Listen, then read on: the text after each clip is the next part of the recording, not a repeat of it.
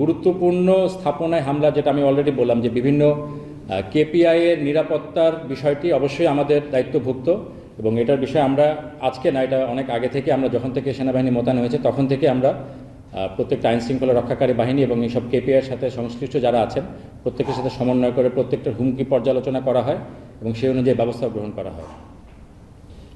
আচ্ছা, যেটা বললাম বিষয়টা খুবই সাম্প্রতিক, সো এটার ইনভেস্টিগেশনটা হবে। ইনভেস্টিগেশনটা হলে আমরা বলতে পারবো আসলে এটার পিছনের অগ্নিকাণ্ডের পিছনে কারণটা কী ছিল, এটা কি অ্যাক্সিডেন্ট নাকি কেউ করেছে। আমাদের সচিবালয়ের নিকটে আমাদের সেনাবাহিনীর সদস্যরা যারা আছেন তারা সার্বক্ষণিক ডিপ্লয়েড থাকেন। মূলত এটার এটার সাথে এটার নিরাপত্তার বিষয়টি বাহ্যিক নিরাপত্তা, তারাও যখনই অগ্নিকাণ্ডের ঘটনা ঘটেছে তারা ইমিডিয়েটলি ডিপ্লয় করেছেন এবং ফায়ার সার্ভিসকে তাদের সর্বাত্মক সহায়তা প্রদান করেছেন।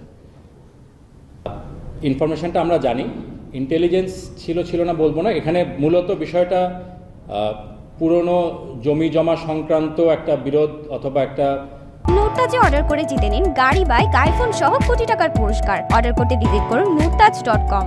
সমস্যা ছিল, এটার ফলশ্রুতি হিসেবে ঘটনাটা ঘটেছে। আপনারা নিশ্চয়ই এটা দেখেছেন রিপোর্ট। সো এটা তো গত 25 তারিখের কথা।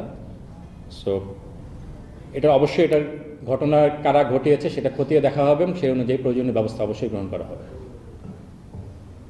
অবনতি শব্দটা রিলেটিভ, স্ট্যাটিস্টিক্যালি অবনতি হয়নি, বাট হ্যাঁ অনেক ঘটনা ঘটছে এবং এটা আমাদের নজরদারিতেও আছে।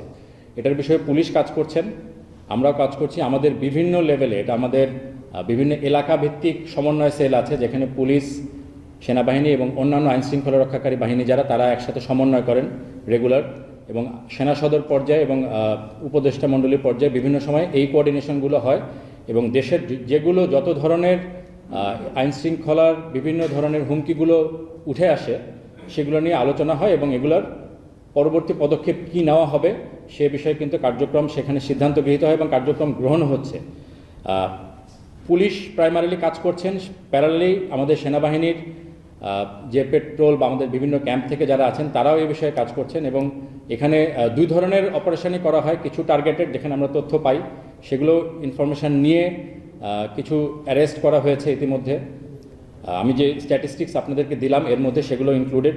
এর বাইরে অনেক সময় ঘটনার রিপোর্ট আমরা পাই বিভিন্ন এলাকা থেকে, সেখানেও তাৎক্ষণিক ব্যবস্থা নেওয়া হয়েছে এবং এ ধরনের অনেকগুলি চক্র বলা যায় বা অপরাধীকে এই রিসেন্টকালে স্পেশালি ঢাকা শহরের বিভিন্ন স্থান থেকে গ্রেফতার করা হয়েছে।